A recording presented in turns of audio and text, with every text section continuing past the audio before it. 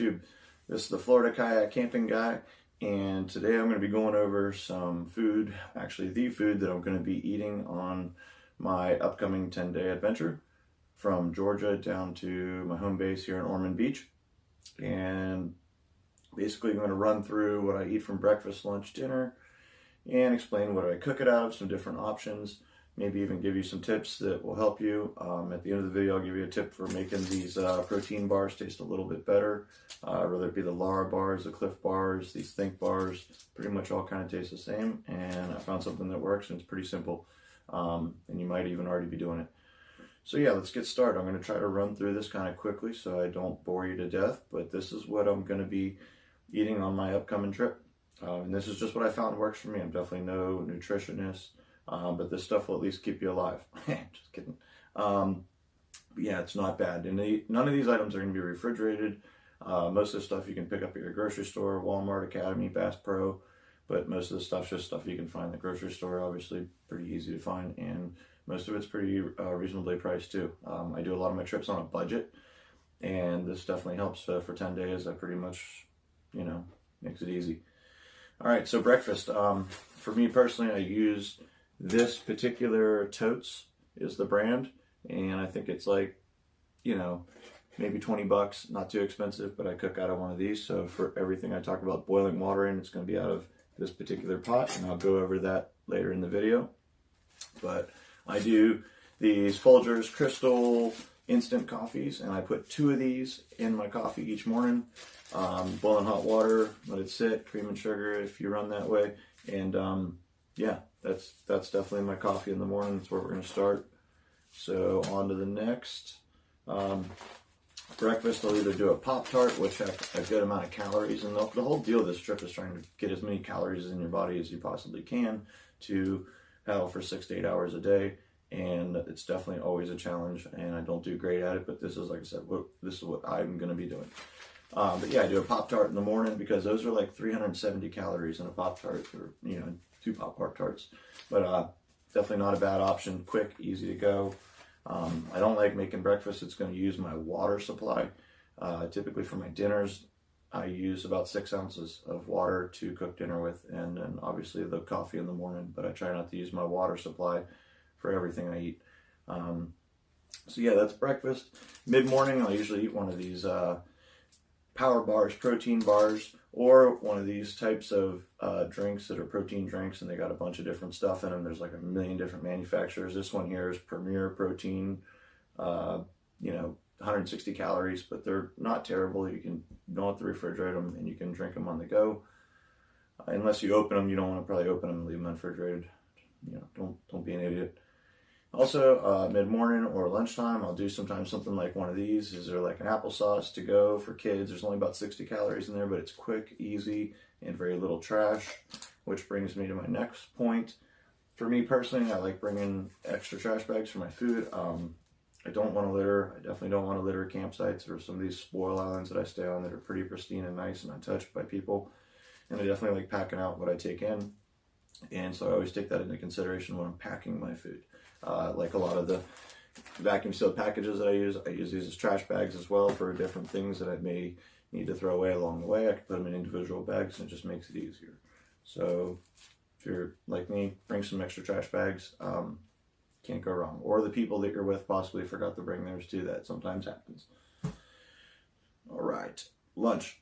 Lunch, a lot of times I will do, if there's a place to stop, I take these Nora rice packages and I cut those in half, and then I take whatever it tells me and I cut that in half too. So like this particular one, I need 8 ounces of water to boil, and I will do usually so for all of this food here, this is 5 days worth in front of me that I've been going through.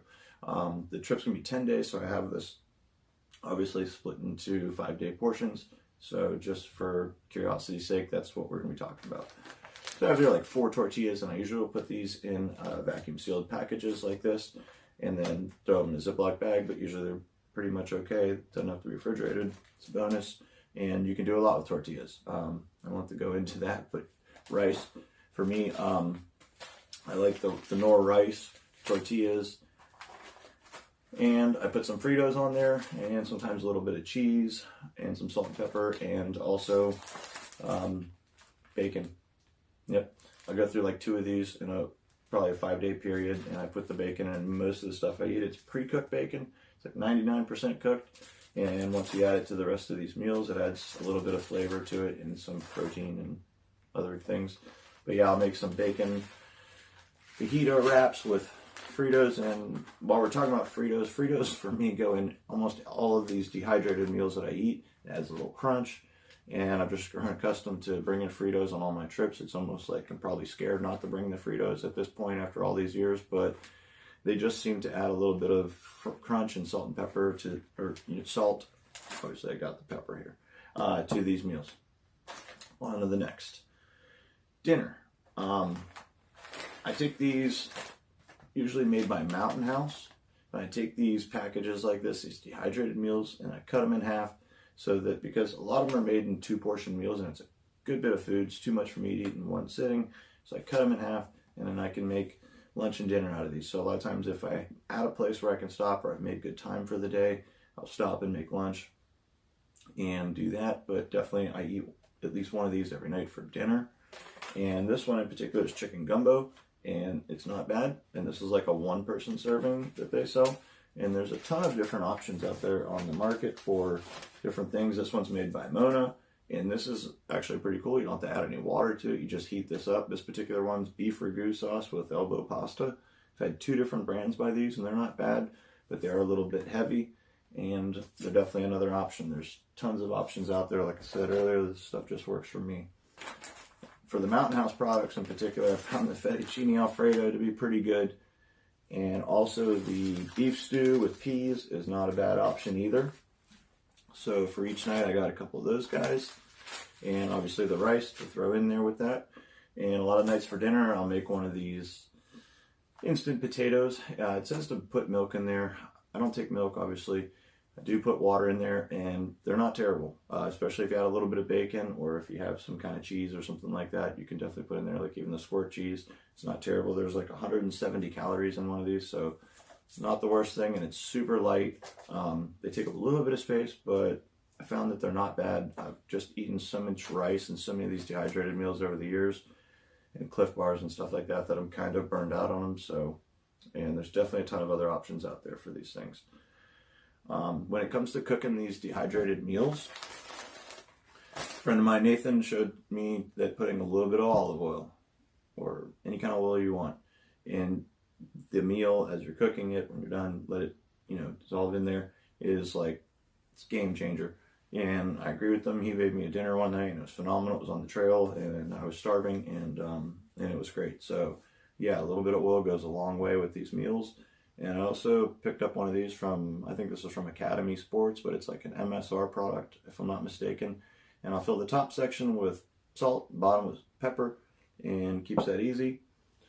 Another important thing to take into consideration when you're preparing your meals and eating out there in the backcountry or on the water is keeping your hands clean before you touch your food and do these kind of things. And there's not always fresh water, running water to wash your hands, especially on these little islands. So I take definitely a good bit of hand sanitizer, and I put that in with my food as long as with other items.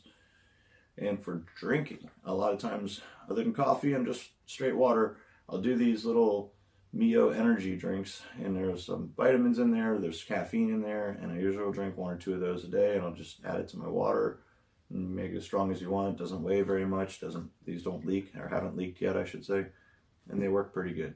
For just adding something to it. There's like a ton of water flavor additives, but that's usually the route that I go with that. And for snacks, I kept my snacks kind of small because my mom usually at the last minute will have made me a ton of stuff that I want to take instead of some stuff that I got in the grocery store. So I go that route because I love my mom's snacks, and I love my mom. And so for me, for this trip, I've prepackaged a couple racks of these here are the peanut butter Oreo cookies. They're pretty dank. I like them. They're always good, and I have like I said, these in these kind of packaging, so they're less hard to break. But if they do, it's not the end of the world. And always the Fritos. And yeah, that pretty much sums it up for this. And now I'm going to show you some different cooking options that you can use other than the system that I have here, and some other helpful information. Alright, so this is what 5 days worth of food looks like, packaged up, other than water.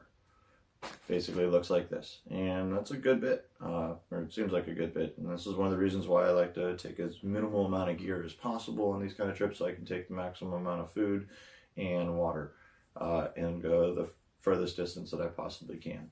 But that's what it looks like, and I'll typically try to take these and cram them into different areas of the boat. I don't put these in dry bags. A lot of this stuff is in vacuum sealed pouches already, so if it does get wet, and most of it's not going to get ruined, so these don't necessarily have to go in big huge duffel bags or anything crazy like that. I try to keep them as small as possible, and you could even put these in the smaller bags, and I usually will label them, you know, week 1, 2, 3, whatever it may be. Although it's not technically a full week, it's 5 days. I just do that because it keeps it easier.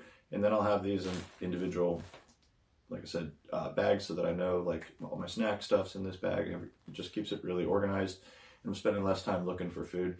And then also the good part about putting them in these types of bags is I can say take a couple handful of potato chips that I'm going to eat, put them in these, and then seal them up, and they're good until I open them. So then I'm not taking a huge bag full of air and then smashing all the chips trying to get it in my kayak or something like that. So these smaller bags just can help, and I can also pack this stuff because I'm not leaving even for this trip for about a week and a half.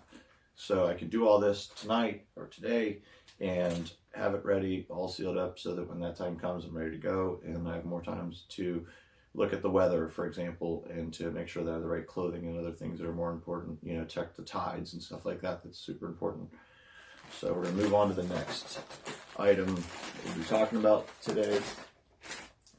It's going to be cooking, fuel, and the type of stove that I've chose for this 10-day trip.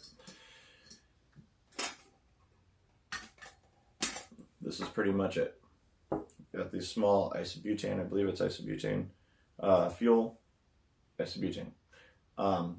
And basically I have a small Toaks titanium pot. And the reason that I really like this one more than anything is it has a pretty big base on the bottom, which fits on a relatively small stove. If you can see there, it's pretty small. Fits on there nicely, but it has the measurements on the inside of the cup and the outside. It even has milliliters, and it has ounces, and it just makes it super easy when you're measuring out for these dry meals or these dehydrated meals into the cup. And even with these, a lot of times what I'll do, because my memory's not that good, or I've had a long day, I can't remember how many ounces of water to add to this meal, because I threw the packaging away naturally at home to save space. So this is like 6 ounces, so I write it on there a lot of times, and that way it just takes the guesswork out of it. I put that in there, and I always add a little extra water to these meals than it typically says, because I'd rather have it slightly on the soupy side than not cooked, because then it's chewy, and they already don't taste that good. In my opinion, they're not great, but I can tell you for sure through experience of eating these things over the years, by like day 3, these things are tasting really good. Day 1, they're cardboard. By day 2, they're not bad. But by the night of day 3, and you haven't had much else but these types of meals, this sucker is going to taste really good. As it's been said before, not by me, hunger is the best ingredient. And I'm here to tell you that these meals aren't super great on the first night, and you know, the further you go, the better they get. So to give you that for peace of mind. But all right, fuel. So what I usually do is I take these smaller fuel canisters on the side. And the reason I do that is because as I use them, I can get rid of this container, and I know better how much I have inside of them. These bigger ones are just a little bit more bulky. They're harder to fit inside some of the packs. And I've just found that I like the smaller ones better. They just seem to work better, especially on multi-day trips. I like to be able to dispose of them properly as I go, as opposed to having one big one that I'm unsure how much is actually in it. I know better by shaking these. I've just used them more, so I particularly like the smaller ones, and that's just my experience. And there's a lot of options out there with these different stoves. Like this one in particular is made by BRS, and this does not have an igniter, so which means you turn this valve right here and it's going to release fuel, and you got to flick your lighter or a match. I usually use a lighter, and I always take an extra one just in case. It gets wet, I lose it, something like that happens. I always keep two. One goes in the first aid kit. But that's the only, probably the drawback that I would say, is that there's no igniter in this, but also the igniter fails in some of those. So I liked picking one that didn't have an igniter and just carry two lighters. But there's a lot of options out there in the market. This guy is really small. It fits inside my cook pot. And inside there I also keep just a small Scotch-Brite pad for cleaning up the cook pot when I'm done. And just try to use the minimum amount of water as possible. And if I get to, say, like a public restroom, sometimes I'll even rinse this thing out if it gets a little gross on multi-week trips. And it also comes with a lid. And one thing that I can caution you against using any of these titanium coffee cups, I call them, to cook out of, is that they definitely do get hot. And one trick that I learned, and I have been burned by them before, I'm a mechanic by trade and I get burned all the time, and I don't want to get burned while I'm out there having fun venturing, is when the lid gets really super hot, you can actually take it off with these titanium long spork / spoons that come in handy for getting into the dehydrated meal bags. This guy's pretty long. This one's, you know, just your run-of-the-mill. They're all over Amazon. You can get them super cheap, and they don't break. I've had the plastic ones break before, and then you're sticking your whole hand inside something to try to eat it. These ones, I've never had one of these break, and in a jam you could probably use it to do some other kind of stuff with. If you needed, like, say, a flat blade screwdriver or something like that, this would definitely come in handy in that kind of situation. So yes, long spork is the way to go, I found, in my opinion, and it's definitely good for getting into the bottom of those dehydrated meal bags. But don't get burned by the lid, and also by these guys. Sometimes I'll take my sleeve and I'll roll it down and kind of grab that guy off and at least set it off, and just try not to get burned, because even the handles on them, I found, definitely do get a little hot. And I will show you another option that's out there on the market, and it's definitely a cool company. It's called Jetboil, and this guy basically has everything contained inside it, but it is a little bit more bulky.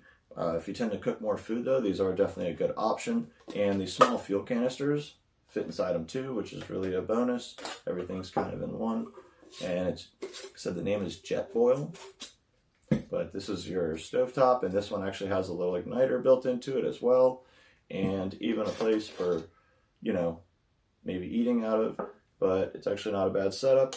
I just found that it takes a lot more room inside my boat, and I really don't need that. But as a whole, I've used them before.